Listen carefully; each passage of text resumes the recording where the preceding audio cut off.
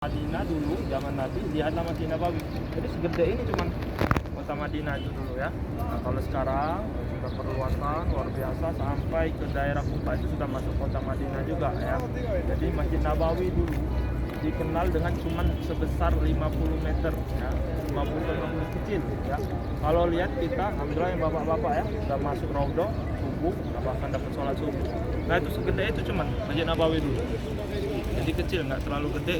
Kalau zaman dulu cuman hanya sepeta, batasannya Raudhah dan juga ada satu menara. Nah itu dulunya Masjid Nabawi. Nah sekarang salah satu sering kami katakan bahwa kalau kita ingin menunjukkan rasa iman kita kuat dan juga kedekatan kita kepada Allah kuat ya, ini salah satunya ingin melihat ataupun menggali tempat-tempat yang menjadi tempat saksi perjuangan Rasulullah, dan ini menjadi sunnahnya Rasulullah. Kalau kita niatkan ingin menggali tempat-tempat yang sudah menjadi perjuangan Rasulullah ya, insyaallah apapun yang kita ikuti yang sudah ditinggalkan oleh Rasulullah itu menjadi sunnah untuk kita semua ya. Seperti sekarang kita ingin menggali sedikit demi sedikit tempat-tempat yang mungkin pernah terjadi, tempat yang luar biasa ya.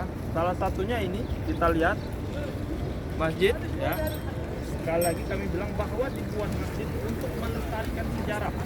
Dulu nggak ada masjid. Kenapa ada masjid? Biar kita tahu kalau nggak dibuat masjid kita nggak bakalan tahu ini ada tempat yang begitu luar biasa. Jadi cara nama masjidnya Masjid Ghamamah. Masjid Ghamamah. Apa arti Ghamamah? Ghamamah itu artinya awan mendung. Dari kata bahasa Arab, Ghamamah itu artinya awan mendung. Awan mendung. Kenapa Ustaz bisa dinamakan awan mendung? Nah ini ada sejarahnya, ada ceritanya. Kenapa bisa dinamakan Masjid Awan Mendung? Jadi ketika itu Rasulullah ya, dengan para sahabat, kota Madinah ini pernah dilanda paceklik, kemarau yang luar biasa. Makanya kata kami, air itu sumber kehidupan yang luar biasa. Bahkan khususnya untuk kota Madinah susah cari air ya. Jadi ketika itu pada zaman Rasulullah kena paceklik ataupun kemarau yang sangat luar biasa. Bahkan para sahabat ini sampai kebingungan, ngadu datang ke Rasulullah, wahai Rasulullah, di mana kita ini? Kita nggak kedapatan air ya. Gimana ke depannya, tujuan gimana? Akhirnya Rasulullah ngadu sama Allah. Nah, disinilah terjadi pertama kali adanya sholat meminta hujan. Apa nama sholatnya? Istisqa. Istisqa. Pertama kali terjadi dan disyariatkannya sholat istisqa di sini. Sholat meminta hujan. Akhirnya Rasulullah diperintahkan oleh Allah untuk sholat meminta hujan, mengajak para sahabat berdoa langsung ya. Di sini kejadiannya meminta hujan. Ketika sudah sholat Rasulullah berdoa dengan para sahabat, tiba-tiba langsung kota Madinah ini dilanda dengan awan mendung. Langsung mendung. Tak lama kemudian turun hujan. Itulah pertama kali terjadinya sholat meminta hujan. Di sini kejadiannya, makanya dibuat masjid bahwa di sini pernah terjadi pertama kali disyariatkannya sholat meminta hujan. Ya dulu ini lapangan Bapak Ibu, lapangan bahkan pasar. Nah dulu inilah lapangan. Tidak hanya sholat meminta hujan yang terjadi di sini, tapi ada peristiwa lain juga. Apa?